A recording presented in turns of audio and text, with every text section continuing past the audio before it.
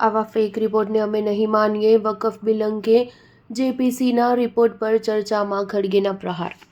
રાજ્યસભામાં આજે સરકાર તરફથી વકફ સુધારા બિલ અંગે સંયુક્ત સંસદીય સમિતિ દ્વારા તૈયાર કરવામાં આવેલો રિપોર્ટ રજૂ કરવામાં આવ્યો હતો, જેના પર જોરદાર હોબાળાની સ્થિતિ જોવા મળી હતી. આ મામલે વિપક્ષ તરફથી આક્રમક વલણ અપનાવાયો હતો. ભારે હોબાળા વચ્ચે રાજ્યસભામાં વકફ બિલ અંગે જેપીસીનો રિપોર્ટ રજૂ કરવામાં આવ્યો હતો. ભાજપના સાંસદ મેઘા વિશ્રામ કુલકર્ણીએ રાજ્યસભામાં આ બિલ રજૂ કર્યું હતું, જેના બાદ લોકસભા 2 વાગ્યા સુધી અને રાજ્યસભા 11:20 વાગ્યા સુધી સ્થગિત કરવામાં આવી હતી. પછી રાજ્યસભામાં કાર્યવાહી ફરી શરૂ કરી દેવામાં કોંગ્રેસ અધ્યક્ષ મલ્લિકાર્જુન ખડગેએ આક્રમક વલણ અપનાવતા આકરા પ્રહાર કર્યા હતા. વકફ બિલ અંગે જેપીસીના રિપોર્ટને ફેક ગણાવતા કોંગ્રેસ અધ્યક્ષ મલ્લિકાર્જુન ખડગેએ આક્રમક ટિપ્પણી કરી હતી. તેમણે કહ્યું કે આવા ફેક રિપોર્ટ અમે માનવામાં નથી આવતા.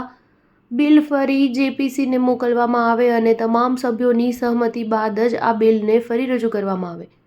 તેમણે કહ્યું કે જેપીસીનો રિપોર્ટ બિનલોકશાહી રીતે તૈયાર કરાયો છે. વિપક્ષ દ્વારા ઉઠાયેલા વાંધાઓની સીધી અવગણના કરવામાં આવી હતી. કોંગ્રેસના સાંસદ ઇમરાન પ્રતાપગઢીએ કહ્યું કે મુસ્લિમો વિરુદ્ધ નફરતનું વાતાવરણ ઊભું કરવામાં આવી રહ્યું છે. દેશમાં લઘુમતીઓ પર અત્યાચાર થઈ રહ્યો છે. અમે આ બિલની વિરુદ્ધ છીએ.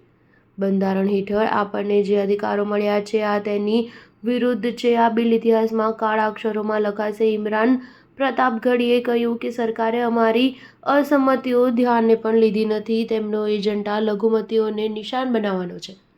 આવકવેરાની જોગવાઈઓને સરળ બનાવવા માટે રચાયેલા આવકવેરા બિલ 2025ને જે આજે સંસદમાં રજૂ કરવામાં આવી શકે તેવી શક્યતા છે. આ બિલમાં આકારણી વર્ષ જેવી જટિલ પરિભાષાને બદલે કર વર્ષનો ખ્યાલ રજૂ કરવામાં આવ્યો છે. નવા બિલમાં 536 કલમો, 23 પ્રકરણો અને 16 અનુસૂચિઓ છે. ફક્ત 622 પાના પર છપાયેલું છે. આમાં કોઈ નવો કર લાદવાનો ઉલ્લેખ નથી. સ્ટાર ન્યૂઝ 7 હંમેશા સચ્ચાઈની સાથે.